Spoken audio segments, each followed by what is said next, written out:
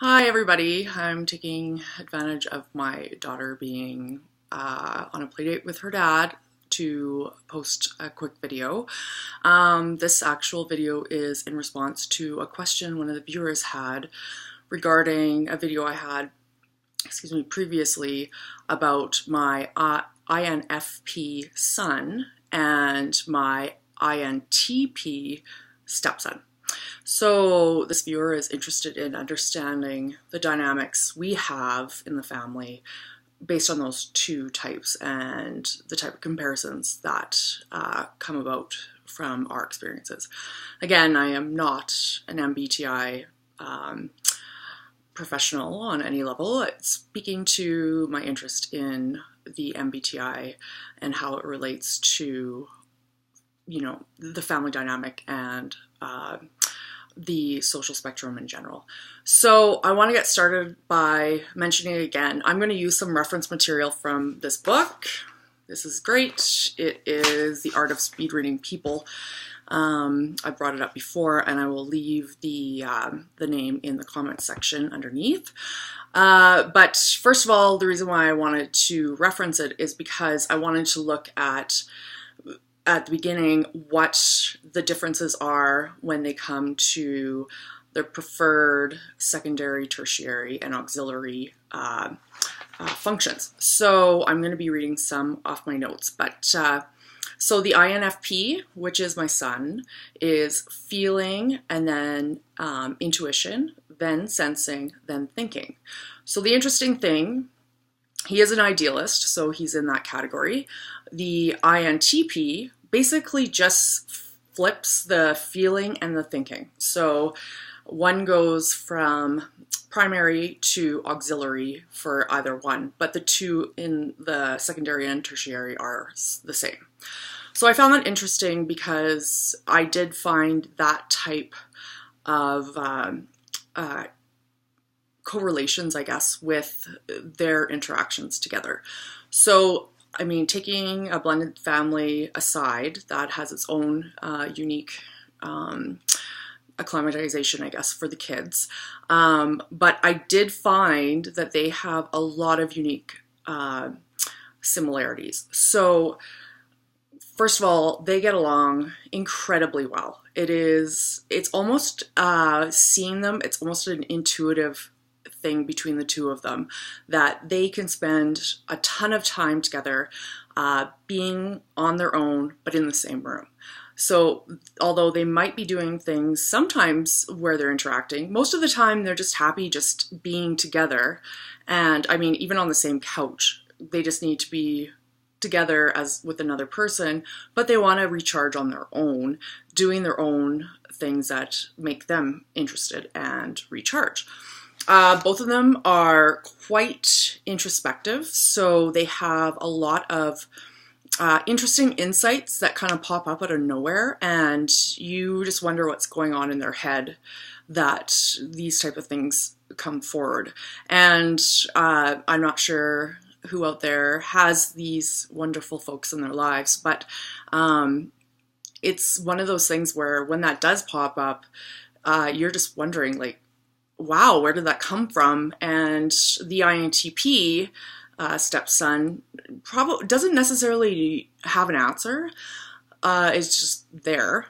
And my son, the INFP, does know. Like, there's a big wealth of information in the background of why that thing popped up. So I also find they're both very intelligent, and they're intelligent in different ways. So the one that has the extrovert or the primary thinking, the INTP, he excels at school. He is excellent. He's always in the 90s.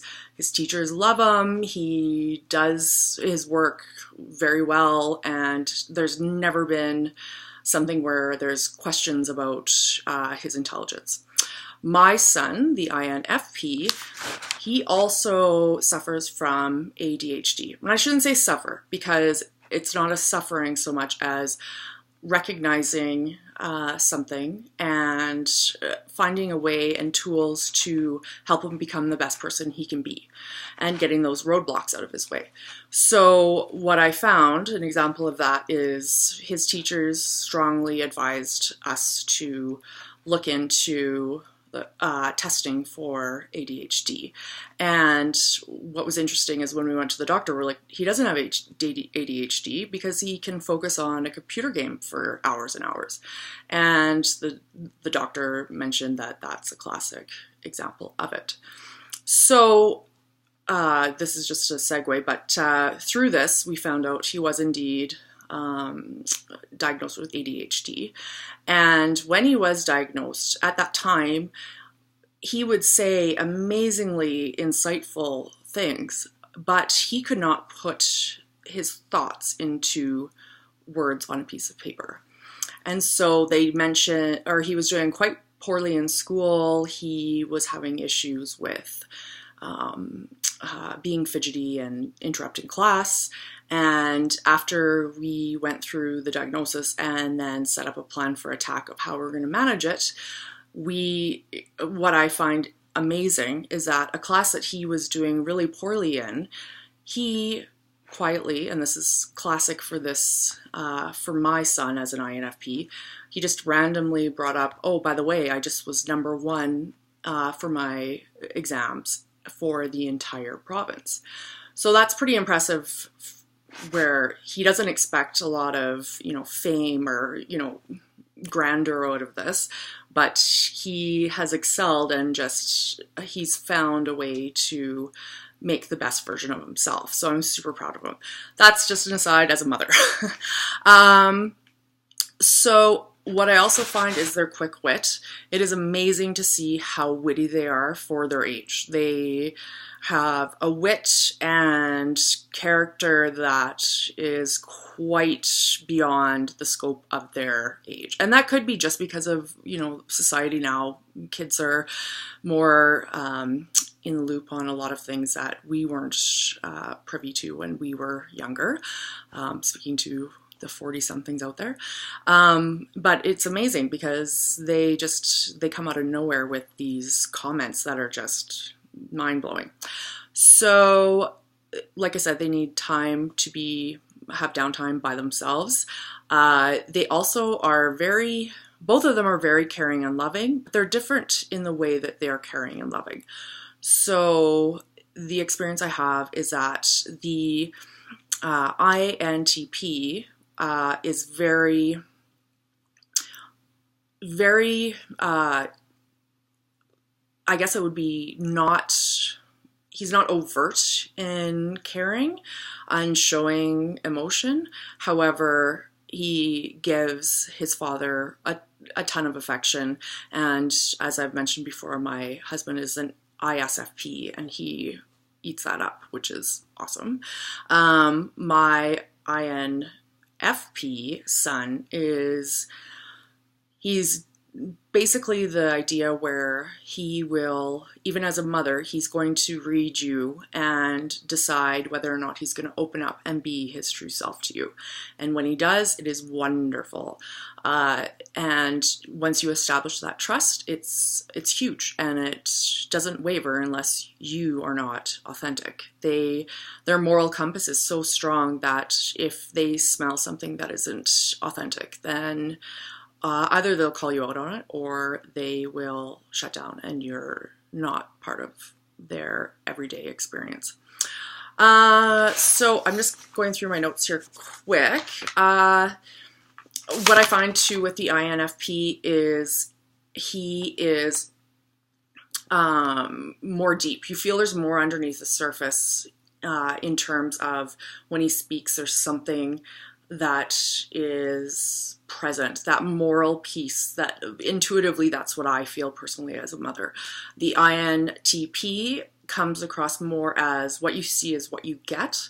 Don't go and bring or try and probe further because he's providing the information that he wants to give you, and that's it. Conversationally, he takes a long time to open up to both his father and myself, but when he does speak about his personal experiences. The difference is that he speaks more of a pragmatic side of things than more philosophical. That would be more, say, my son, the INFP. So just quickly, I think the big thing is the difference between maybe pragmatism, and the moral compass thing. That's what I find a lot. That's the big difference between the two of them. But I do find it interesting that they have intuition and sensing as secondary and tertiary, which might describe or define why they have such an affinity to spending time together and intuitively knowing what they need personally and personal space-wise and that type of thing. So I hope that answers some of the questions. Please leave any other questions in the comment section, or as mentioned before, if you have any other requests for video topics, please leave a note in the comments with a video request. So hope everyone's having a great weekend, and I hope to post one soon. And I will be getting back to comments. I just have been really busy with my son's grade 12 festivities. So take care, everyone.